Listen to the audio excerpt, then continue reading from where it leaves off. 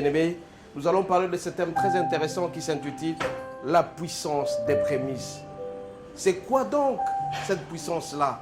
Ainsi donc, avant de commencer, bien-aimés, nous allons demander à ce que le Saint-Esprit puisse être toujours avec nous, qu'il nous accompagne, afin que cette parole, quand elle sortira, puisse changer les vies. Que tout le monde sache et comprenne que quand on a le premier fruit de son travail, quand on a le premier résultat de son travail, qu'est-ce qu'il faut faire avec? Comment c'est procéder? Comment procéder à cela? Quel est le regard de notre Dieu envers ce que nous recevons pour la première fois? Nous allons prier. Alléluia.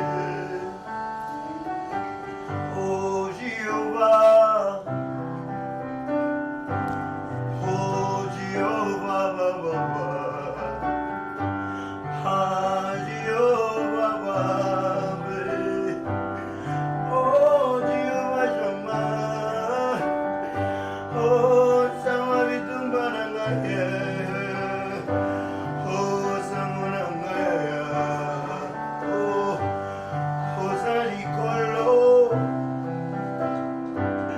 Hosali Kolo. Hosali Kolo ya Basinanga. Hosali Kolo ya Vitumbaranga. Ole Mugundeli Nangaya Nangonya Zobaba. Jehovah Shaiwe. Ah Jehovah. Hey Jehovah ya Baba Baba. Oh Rafiki yangu Rafiki yangu Baba. Rafiki yangu Baba. Rafiki yangu Baba. Oh oh Nzambe. Oh oh oh oh. Notre Dieu, ce matin, nous sommes devant ta face. Nous saluons ta présence, nous saluons la présence du Saint-Esprit en ces lieux, qui veut que nous puissions aller de l'avant et continuer avec. Demandons à ce que ton attention que tu nous as mise, notre Dieu, puisse changer les gens et que celles et tous ceux-là qui vont suivre cette parole, mon Dieu, puissent être changés complètement et qu'ils sachent et qu'ils comprennent l'importance des prémices dans la vie de chacun. Quand on commence un ouvrage, quand on reçoit les premiers fruits, quel est le comportement? Nous devons savoir, notre Dieu, que sans toi nous sommes nuls. Nous en remercions au Saint-Esprit qui est avec nous, qu'il soit avec nous, qu'il nous accompagne jusqu'à la fin. Au nom de Jésus, nous t'avons ainsi prié. Amen. Bien-aimés, ce matin, nous sommes en train de parler sur ce thème, la puissance des prémices. Ainsi donc, nous allons lire quelques portions d'écriture. La première portion d'écriture, c'est 1 Corinthiens 16. 1 Corinthiens 16, du 15e au 16e verset. Nous lisons au nom de Jésus. Encore une recommandation que je vous adresse, frères. Vous savez que la famille de Stéphanas est les prémices de la caille et qu'elle s'est dévouée au service de saints. Ayez-vous aussi de la déférence pour de tels hommes et pour tous ceux qui travaillent à la même œuvre. Là, nous continuons, nous allons lire Romains 16, verset 5. Romains 16, verset 5, il est dit ceci, nous lisons au nom de Jésus. Saluez aussi l'église qui est dans leur maison. Saluez Épaïnette, mon bien-aimé, qui a été pour Christ les prémices de la vie. Nous continuons une autre portion d'écriture, Marc 4. Nous lisons Marc 4, du 30e au 32e verset. Marc 4, du 30e au 32e verset. Nous lisons au nom de Jésus. Marc 4. Il dit encore, à quoi comparons-nous le royaume de Dieu, ou par quelle parabole les représenterons-nous? Il est semblable à un grain de sénévé qui, lorsqu'on le sème en terre, est la plus petite de toutes les semences qui sont sur la terre.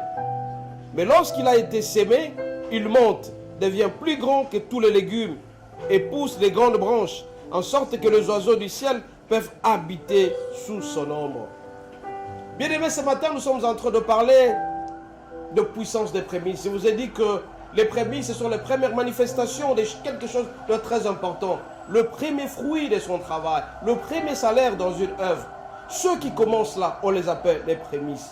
Bien aimé, ici nous sommes en train de parler de l'histoire de deux personnes, on peut dire de trois. Nous parlons de Stéphanas, d'Épaïnette et de Paul. Ce sont ceux-là qui ont commencé l'église, que ce soit à Éphèse, que ce soit au Corinthe. Bien aimé, vous devez savoir que Dieu, c'est un Dieu qui a des pensées. C'est un Dieu stratège, un Dieu qui contrôle tout et ne peut jamais diriger les choses sans pour autant qu'il ait un objectif quelconque. Quand Dieu perçoit quelque chose, il conçoit quelque chose, c'est avec un objectif, c'est bien précis. Quelles que soient les circonstances, le Seigneur atteint toujours son objectif.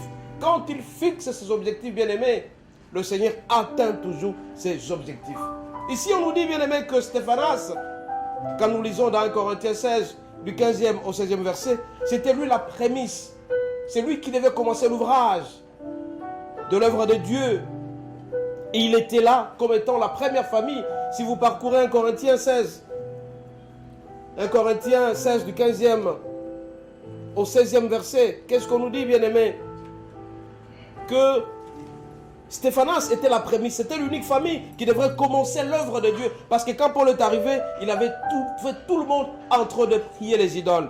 Il ne priait pas Dieu. Alors il a cherché le premier disciple qui devait être à Corinthe, c'était Stéphanas. Alors, bien aimé, vous savez très bien que quand Dieu veut commencer quelque chose, il n'a pas peur de commencer une œuvre. C'est qu'il est sûr et certain que l'objectif qu'il cherche sera atteint. Il commence toujours par plus petit pour atteindre la plus grande œuvre, ou la plus petite œuvre jusqu'à la plus grande œuvre. Parce que Dieu ne regarde jamais le faible commencement. Alors quand Paul est arrivé à Corinthe, il a trouvé Stéphanas. Et Stéphanas était seul, lui et sa famille. Il a commencé à le convaincre de prier Dieu sérieusement. Il n'hésitait pas. Dieu était sûr et certain qu'à Corinthe, les gens allaient être convertis. Et donc, bien aimé, la première leçon, quand nous lisons dans 1 Corinthiens 16, du 15e au 16e verset, c'est que Dieu ne peut jamais avoir peur de commencer quelque chose avec quelqu'un si jamais il est convaincu. Dieu n'a pas peur de commencer son œuvre partout où il se trouve. Et avec Dieu, bien aimé, avec le faible commencement, l'arrivée sera toujours certaine. Donc, Dieu est un stratège. Dieu, c'est un stratège qui se sert de certaines circonstances pour faire en sorte que tu puisses atteindre son objectif. Et là, nous allons vous rappeler tout simplement dans 1 Corinthiens 16 que c'est Stéphanas qui était la prémisse, ou c'était la première personne qui devait commencer l'œuvre de Dieu à Corinthe. Et quand Paul est arrivé, il a convaincu, l'a persuadé. Paul n'a pas eu d'hésitation pour commencer quelque part. S'il hésitait, aujourd'hui, on n'allait pas connaître la parole de Dieu. Bien aimé, très souvent, dans le faible commencement, on est méprisé. Quand tu commences une œuvre quelque part, tu commences à concevoir un projet, les gens arrivent chez toi, ils commencent à se moquer de toi. Donc le premier pas que tu poses est toujours très important. Mais ne te fatigue pas. Parce que le Seigneur sait très bien qu'avec toi, il va réaliser un objectif. Et comme tu es sûr et certain que le Seigneur t'a parlé, tu dois commencer. On ne néglige pas le faible commencement. Bien aimé, la plupart des gens, quand ils arrivent quelque part, ils commencent à vous décourager. Vous voulez implanter l'église quelque part, on vous décourage. On vous dira que vous n'avez pas le moyen. Vous n'avez pas d'argent, vous n'avez pas de maison, vous n'avez pas de temple, vous n'avez pas ceci, vous n'avez pas de micro. On cherche à vous décourager. Mais quand Paul est arrivé à Corinthe, il a trouvé Stéphanas. Il a commencé à le convaincre, à le persuader que l'œuvre devait commencer par lui. Bien-aimés, ne regardez jamais, ne méprisez jamais le faible commencement que vous avez. Le petit effort que vous commencez, ça va atteindre le niveau le plus grand. Le faible commencement, quand on commence petit à petit, les gens viendront vous décourager. Mais le Seigneur vous encourage dans ces jours. Il vous encourage d'aller de l'avant. Je vous encourage, bien aimés. Avec le faible commencement, vous allez atteindre le sommet. Rappelez-vous, nous commençons toujours par la maternelle. C'est le faible commencement.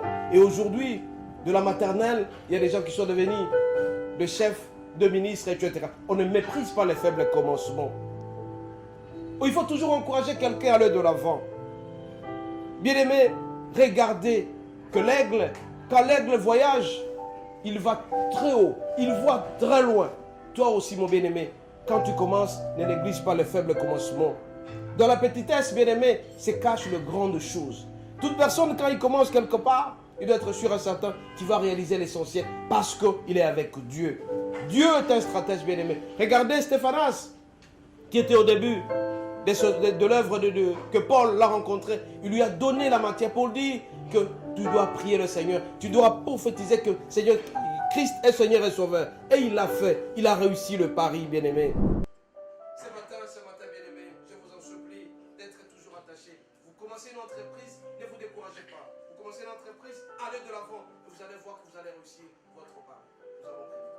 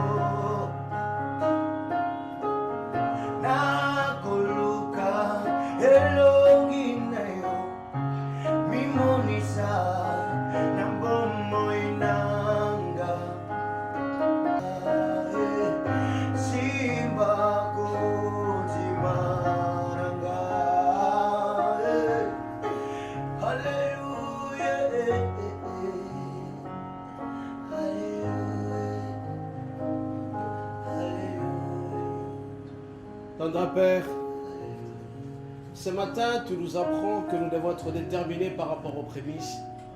Les premières manifestations de ton œuvre, les premières manifestations de ton ouvrage, nous sommes appelés à confier ça auprès de toi. Notre Dieu, tu nous parles de Stéphanas, tu nous parles de Païnette, qui ont été les précurseurs de l'Église en Asie et en Grèce. Tu veux à ce que nous puissions être déterminés, n'est pas négliger les faibles commencements. Tu nous apprends, notre Dieu, que toi tu es un stratège, un Dieu stratège, tu es au contrôle de tout. Et tu veux à ce que nous puissions ne pas mépriser le faible commencement. Que dans la petitesse se crache la grandeur. Nous voulons, notre Dieu, que tu sois avec nous, que tu nous aides à ce que ceux-là qui suivent ton Église et qui sont partout et qui veulent commencer ton œuvre puissent être déterminés, qu'ils ne soient pas découragés, qu'ils prennent à bras le corps ta parole, qu'ils ne soient jamais découragés, parce que quand tu as progrès, il y a découragement. Quand tu as progrès, il y a beaucoup de mépris, il y a beaucoup de dérangements. Nous voulons, notre Dieu, que le Saint-Esprit puisse nous aider, puisse nous guider, que tout ce que nous allons faire à travers ton Église et ton œuvre puisse toujours réussir. Puisque tu es un Dieu, quand tu cherches quelque chose, tu le réussis toujours. Tu n'as pas peur de commencer, notre Dieu. Tu veux à ce que tout ce que nous allons toucher puisse réussir. Raison pour laquelle ce matin, nous voulons que tu puisses nous inspirer, que tu puisses inspirer toutes celles et tous ceux qui nous ont suivis et suivre ta parole, d'être attachés à ta parole, de n'avoir pas peur de pouvoir commencer et tout simplement de faire confiance en toi. Notre Dieu, nous demandons à ce que tu puisses nous donner la vision de l'aigle. L'aigle voit très loin. Avoir tes lunettes, les lunettes de Dieu qui voient très loin, qui est persévérant et déterminant. Nous voulons, notre Dieu, que tu puisses nous aider à aller de l'avant, que ta parole puisse être toujours avec tout ce que nous allons faire puisse réussir et ne jamais négliger le faible commencement. Les prémices t'appartiennent, notre Dieu. Que derrière les prémices te cachent de grandes masses de réussite. Toutes ces masses de réussite te reviennent. Notre Dieu, de nous aussi à faire des actions de grâce à chaque circonstance. Quand nous commençons nos prémices, que nous puissions t'offrir de plus en plus. Sois avec nous, notre Dieu. Sois avec nous dans tout ce que nous allons faire. Que tu fasses en sorte que, notre Dieu, que nous puissions réussir complètement et que ton nom soit connu. Notre Dieu, notre roi. Regarde aujourd'hui en Asie. Et Païnette est parti là-bas. Ton parole est comprise un peu partout. En Europe, à travers le monde. Tout le monde connaît que tu es Dieu et tu es merveilleux. Nous voulons, notre Dieu, que tu puisses nous bénir, nous purifier, aller de l'avant. Que nous puissions t'aimer davantage. Et que cette parole, quand elle sortira, que toutes celles et tous ceux qui suivent ta parole puissent être convaincus que partout ils se trouveront, que ton projet, que ton œuvre puisse aller de l'avant. Notre Dieu, dans chaque projet, il y a le saison, il y a le haut et le bas. Nous voulons être persévérants, nous voulons être attachés à toi. Que ta parole nous aide à marcher selon ta volonté. Nous t'avons ainsi prié, au nom de Jésus. Amen.